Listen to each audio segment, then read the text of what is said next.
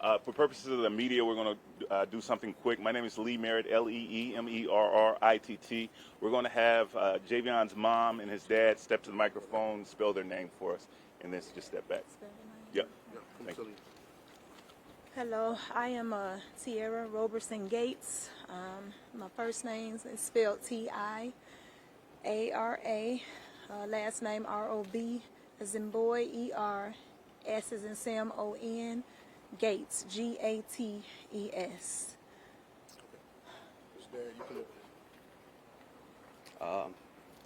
My name is Corey Magee. It's K-O-R-I-M-A-G-E-E. It's my son. Just want to sorry, woman. Yeah, that's good. Sure. All right. Shortly, you're going to be hearing from both Mr. Daniels and Mr. Keith, who will talk to you about where we are concerning the investigation and what we're considering as far as litigation. The family has just gone through an exhausting process of reviewing all the evidence in Vance County's files detailing the death of their son. So they're not in a position to answer questions now. So any of those questions are going to be bounced off of us. If you have some questions that you would like to pass through us, that's okay, and we'll see if they're able to answer. We've asked them to limit any statement to how this experience has impacted them, and reserve any legal questions or factual questions for their attorneys, okay? That being said, you'll hear next from... All right. So let me start by saying here, this is an absolute, pull my glasses back on, this is an absolute tragedy, no matter how it panned out. You got a 21-year-old, bright, rising star, independent young black man from Chicago, Illinois, who has taken a path to be independent of his parents, to work as an over-the-road trucker, and was doing a phenomenal job. He found himself here in Vance County, and like I said, the facts are still working its way out, but we do know that he was found hanging from a tree. Now, I know there have been some statements from the sheriff concerning what's considered a lynching or a hanging, but I'll show you the pictures that we saw. It's very clear that he was hanging. Not in the manner which you may saw in the 60s and the 20s and 30s, but it's nothing to take away from it. We are here for one reason only, and that sign says very clear, get justice for Javion and the Magee family. To ensure that we get transparency in this process, I know the sheriff, they have sent this case over to the State Bureau of Investigation, Attorney General, to do a further investigation in this particular matter. At this time, let me be very clear, the manner and the cause of death of Javion has not been determined at this time. The manner and cause of death has not been determined. So for any suggestion that it's a suicide, anybody stating that it was a suicide will be grossly premature. Right, Lee? That's correct. Grossly premature. Well, we do know we have a young black man hanging from a tree in North Carolina. When I say hanging, not a traditional feet dangling, but nevertheless, a tree, a rope was tied to his neck, around his neck, and tied to a tree. So the next steps here, obviously, continued transparency from the sheriff's office. His family came over from Chicago and Texas. You can imagine the phone call they received about the loss of their son, Javion, which was something that no parent should receive. No parent should have to bury their child whatsoever, under any circumstances. But we are here to ensure that the investigation move forward. I don't care if it's in Vance County, Chicago, Illinois, Los Angeles, California, you would not call the family and tell them a suicide and the investigation is not complete. That's invoking Lee and myself, Jason, and other attorneys and civil rights activists to come here to make sure the investigations is carried out properly. Because anybody, it don't matter who you are, if somebody receive a phone call as such troubling as this and say, hey, this is what we believe would happen, come get your loved one, that's a red flag. The parents they didn't have the opportunity to see the body or any pictures to even identify Javion. Today was the first day they saw pictures to identify that it was in fact Javion. So we need to make sure throughout this entire process, wherever the facts result may lead, we need to make sure it's a thorough investigation.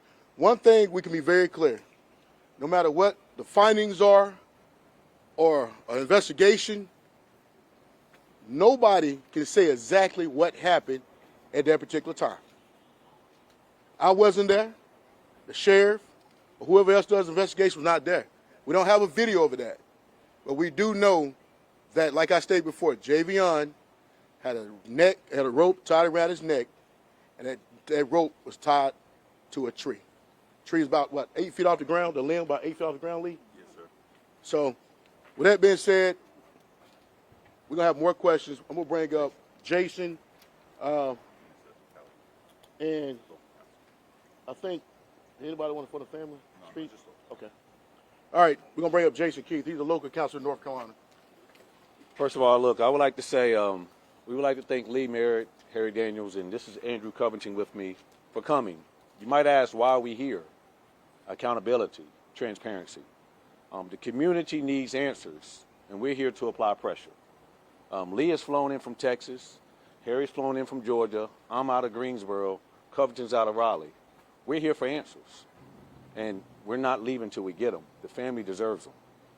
And we've seen the videos, we've seen the photographs, and this investigation is not complete. This investigation is too premature for any determination to be made what happened. What we want is we want answers. We want them now. We want them as soon as possible. And we want the system to work, because this family should not be in a position where they get a phone call about this young man coming into this county, working his job, and that he's found hanging from a tree. And the pictures, it's horrible. And this county deserves to explain, to spend the resources to let us know every detail of what happened. And that's what we're here for.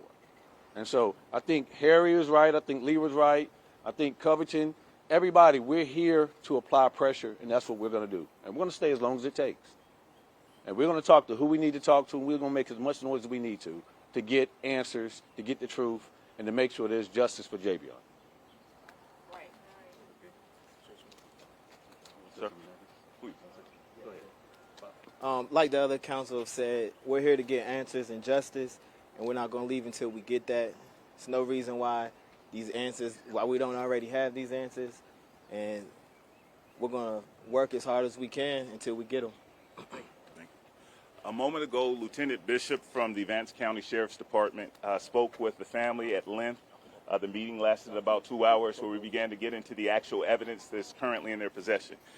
Some significant points were made. I'm open to any questions that you all might have about that.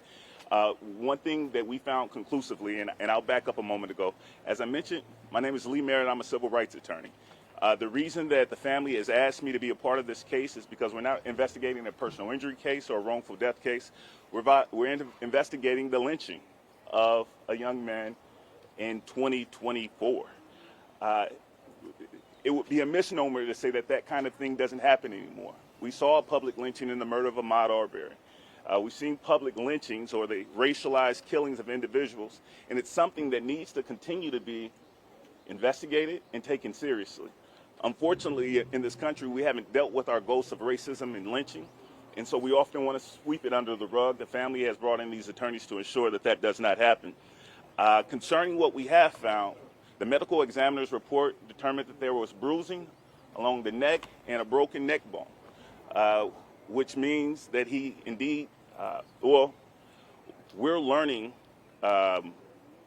we're working on gathering additional evidence to see what that actually means.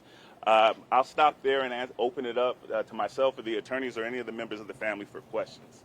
So you just used the word lynching. Hate crime has also been thrown out there. What makes you think that's the case as opposed to other possibilities at this point? Yeah, I don't think it's the case. To answer your question, I don't know that lynching or a hate crime is in fact the case.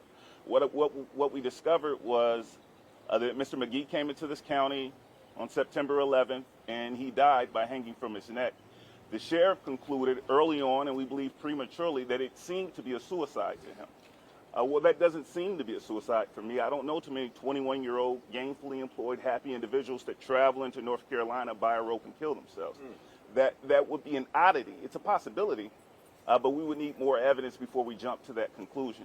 My job, the reason I was hired, was to investigate a lynching, to investigate the possibility of a hate crime, and to direct the family to wherever the evidence goes. You know, we've heard a little bit from the sheriff about the timetable leading up to this, but as you mentioned, not entirely forthcoming. Can you kind of put together, at least from the family standpoint, the beforehand? You know, when was the last time he was in contact with them, and kind of the timetable that you've been able to figure out? Sure, thank you. Yeah, the sheriff should be releasing a detailed timeline today to the media. I don't know if they'll be having a press conference themselves, but they have indicated to us that a timeline will be released as best as they can gather through their investigation.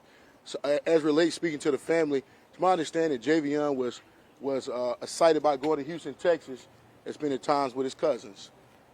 So there's no indication whatsoever that he had any ulterior motives or ulterior thoughts as to whether, you know, he had any thoughts of self-demise. So there's nothing here, and this. Let me be very clear. This is why Mr. McGee, Ms. Robeson, and her husband are here. The family's here because there's no indication whatsoever that 21 years he was on Earth that they brought him here, and raised him to show any signs that he would commit suicide. That's why they're here. So to be very clear, there's nothing, no mental health, anything that capacity, no depression. And like Lee said, a 21-year-old is working, gainfully employed, don't come to rural North Carolina and say, you know what, I'm going to end it all here. Doesn't make sense. Any other questions? And from the family reviewing the Walmart surveillance video, I mean, that's the last video that we've seen of them. Just no one knows him better than his family. Have they been able to figure out anything from his demeanor or Let me answer thoughts on that. The Walmart video, that's the last video that y'all have seen, Right. as the media have seen this time. But it's other videos that the family have in fact received for his going to the Hampton Inn. The question is, what was he doing there in that location? Well, he went to the Hampton Inn. They had no room. So he went to where traditionally truck drivers that's coming through here would go. And normally, if you would go, it doesn't make sense to go around where other truck drivers would be at to go kill yourself. If you're going to kill yourself, you find a road down here that nobody's down, and you do it down there. I mean, it does. The facts and the things doesn't make sense as to a mentality, a mindset of a person who's wanting to kill themselves. Now, I understand about the bonded rope at Walmart as a truck driver. It's a lot of reasonable explanations for that. You know, you got a lot of times these trucks, and Dad is a seasoned truck driver. A lot of trucks have universal keys that other keys from other trucks can open if it's the same make and model. So if I'm sleeping in the middle of nowhere, you got to think about it. If you're sleeping in the middle of nowhere in a truck and somebody else can possibly get in your truck, you go around safety with numbers. So it's a lot of reasonable explanations that we believe why a rope was purchased. You know, I know with the optics, it looks like you get a rope, the next thing you found hanging from a tree. And if somebody can jump that conclusion. But, look, you know, I went to school in North Carolina Central School of Law. I think it's the best law school in the nation. It's definitely North Carolina. You don't jump. Now, I know you might not agree. You don't jump from buying a rope at Walmart and somebody hanging and say they committed suicide. We got things called evidence and facts that we must go through. And what was lacked here at the beginning of his family, the evidence, the facts have not been developed before you make a conclusion that he killed himself. Not on my watch, not on Lee's watch. And that's exactly why we're here to support this family. I want to just further your question concerning the timeline. And it's important that the sheriff's office should release a timeline. There's evidence, there's witnesses, there's additional video showing up to almost hours before his death. And so there is a more clear timeline. I'm sorry, from the time that we suppose that his death took place. So, yes, sir. Is there any physical evidence that he was physically beat? Is there any evidence that he was physically beat in his face or around his body area? We are still in the investigation terms, gathering evidence concerning whether or not he was assaulted. In terms of his physical body, there's bruising about his body that could be consistent with him hanging from a tree and being exposed to the elements for an extended period of time. There's also an additional way to translate that evidence to say that he was bruised or hurt or injured by others. Yeah, are you pursuing an independent autopsy? At this time, no. Depending on what's found in this investigation, are you guys planning on filing some kind of that nature moving forward? Yes, ma'am. Depending on the outcome of the investigation, we are speaking with the family and considering additional legal action. Question. based on what the sheriff is saying, is he able to say more to the public, or he's pretty much limited what he can say to the public? Well, I don't say necessarily think he's limited what he can say to the public. You got to be mindful that this is an ongoing investigation. You don't want certain things that put out there to disturb that investigation. So those are things that understand as law enforcement that you don't want to put certain things out just in case you have a lead for a possible suspect. So we definitely appreciate and understand that that aspect. But this is something that also that we have taken consideration. As this thing continue to play out and more evidence come in, and if authorities, maybe need additional help, that's something we may be seeking redress from the Department of Justice to trigger the Federal Bureau of Investigation come in, because they are usually the lead people to investigate these type of matters, especially when you're talking about a hate crime, specifically in the federal laws. I don't know if North Carolina have any hate crime statutes or things that capacity, but I know the federal government, the federal codes, in fact, do, and that's something we may be invoking, considering what the facts and the evidence may lead us. Concerning the sheriff's statements to the public, I think that the sheriff has been rather cavalier about the evidence that he chose to release, and he's released it in a very piecemeal manner that has actually caused this confusion. I find it distracting that he seems to be more focused on what's being said on TikTok than his responsibility here as the sheriff to get to the bottom of the what happened and then get that information quickly to the family, even before he gets them to the media. I would advise him not to do that, or to change his practice concerning that. Do y'all have privilege of the information that the public does not? Yes. Any other questions? Look, you try to hold a question to the media. I know you may have a lot of people have questions, but any media have different questions. When was the last time that the family spoke to Javion before he made his way to Henderson? When the last time y'all talked to him? I talked to him maybe a couple of days before this happened. According to Dad, a couple of days before it happened. Any other questions? So the sheriff or the representative for the family said that in the preliminary information that they had gotten regarding the autopsy, that there was nothing found under the fingernails, and that I'm was sorry. caused. Who said that? The family representative, Candace Matthews. Okay. And she said that there was nothing found under the fingernails, and that was more cause for suspect of foul play. Why is that? And if that's the case, why aren't you guys seeking your own separate autopsy? Well, I think the question is, why is there any, you say independent wounds or anything, defensive wounds? I think that's what you're referring to. To my understanding, from the investigators, and from the preliminary findings, there was nothing to that capacity. Just because it have not been done this time don't mean it's not ruled out. I think the family now is in possession of Javion's body, and we're going to explore every angle position to determine what happened. And I think from the initial statements we made, it might have been premature, but here we are the representatives of the family, and anything that happens moving forward, we want to speak on behalf of the family. And I'm sorry, at this time we have not performed an independent autopsy as the body has been in the possession of the medical examiner. We are in the process of recovering the body, and the family does plan to move forward with an independent autopsy at that time. What we have been told is what you've heard from the sheriff, that there were no defensive wounds on the body. Thank you. We do know that Javion was traveling and stopped at that Walmart. Do we know where his final destination was and where he was coming on? Well, according to the timeline, he was going to the Hampton Inn here, and I don't know where it's exactly located at, but that Hampton is fairly close to the Walmart Supercenter here. Yes. I think about a half a mile of that. That was his intentions. He went there. He got out of his truck. He walked. It's on camera. He walked in with his bag, his belongings, and he had a brief conversation with the clerk.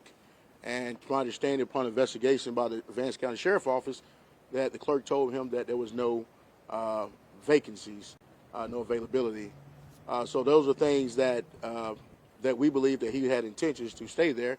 But for the vacancies, he ended up going to, and it's not a truck stop. Let me be very clear. It's a commonly known area, I guess, where truckers go.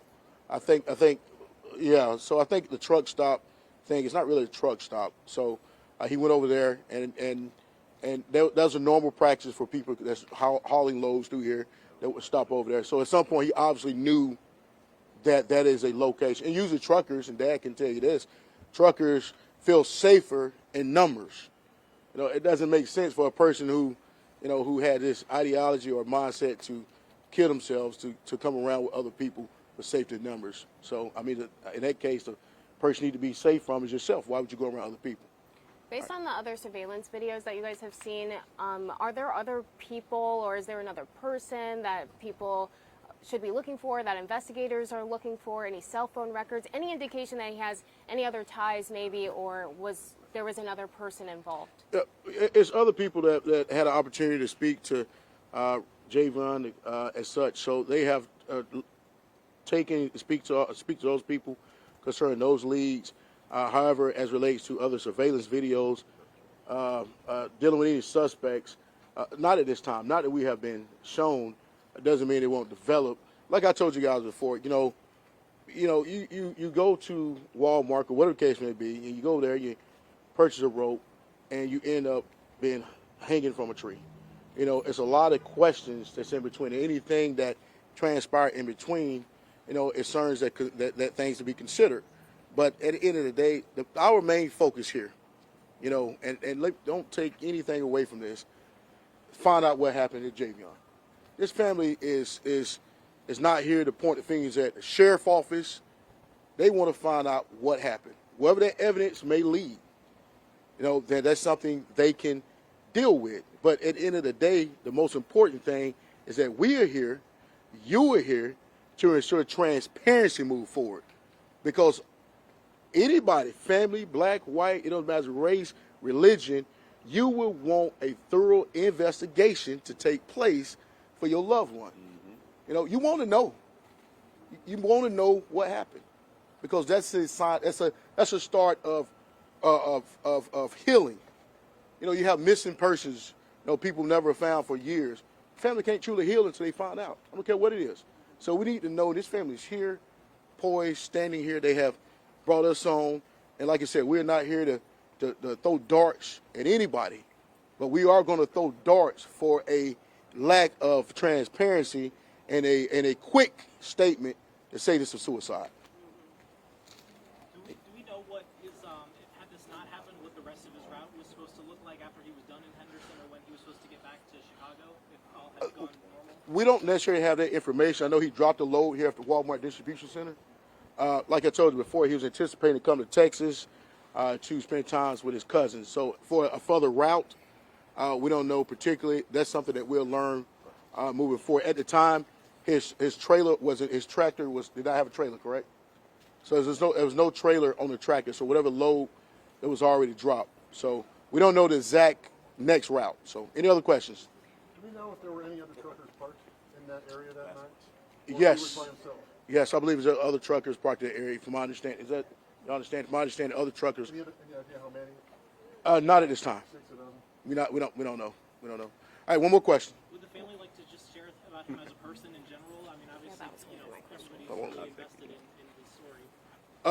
I think normally, but at this time, I think this family, considering what they just heard from the law enforcement, and I think that give it time later on, they would be able to speak out personally themselves about Javion.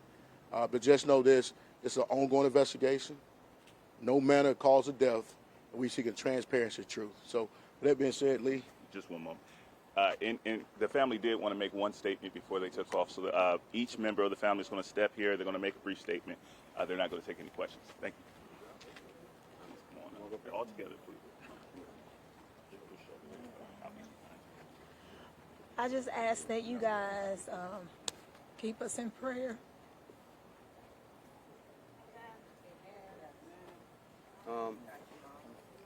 I do want to tell.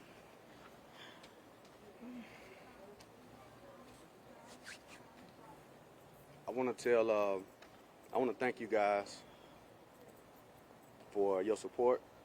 Everybody, the world, whoever's seeing, I appreciate. Everybody just swiftly supported, and that helped us, to keep us up in our spirits. Nobody out here wanted to hear this kind of news. Nobody, white, black, any nationality, want to hear this kind of news in 2024. Figured we was done with this. We're not, like you said, we're not pointing any fingers because it's still under investigation. But I do want to let you know what kind of person Javion was. He was very competitive, and when he started driving trucks, I didn't force him to drive trucks. He came to me he saw my struggle with the trucking industry and having a company, and how now everything is pretty much down, and he saw me go up and he saw me come down. And then I guess he took it upon himself to step up, because I said, we as black people, we don't have nobody we can put other people on to businesses. Like most companies, these big companies, it's generations that form these companies, but they start as one or maybe two people, and they grow. And so I didn't have nobody to push that on, and he was one of the first people that say, "Hey, Dad, I'm about to go drive," you know. And I'm like, "Wow, well, what make you want to do that?" He said, "I just want to do it. You know, I want to put in my work," and that's just how he was. He wanted everybody to be together. That was his heart. Always, everybody just to come together. And so if this moment can spark anything, if I can tap into him, I would say he wants this country to come together. Not all this divide and stuff. We all need to come together, because if it wasn't no divide, this wouldn't have happened. And I feel like, honestly, if he wasn't here, he would still be alive. God bless. God bless you. Okay, thank you, guys. Thank you. We'll take it back. No justice, no peace. No justice, no peace. No justice, no peace. Javion Magee. Javion Magee. Javion Magee. Justice. Sorry. Now. I didn't get it. Can you read it for me one Yes, time? ma'am. 215-876-7016. That's my cell if you want my email. What was the last four? 7016-215-876-7016. And my email, for what it's worth, is Lee, L-E-E, Merritt, MERRITTESQ.com. E as in Echo, S as in Sam, Q as in Quebec. Okay, thank you. Thank you. Thank you.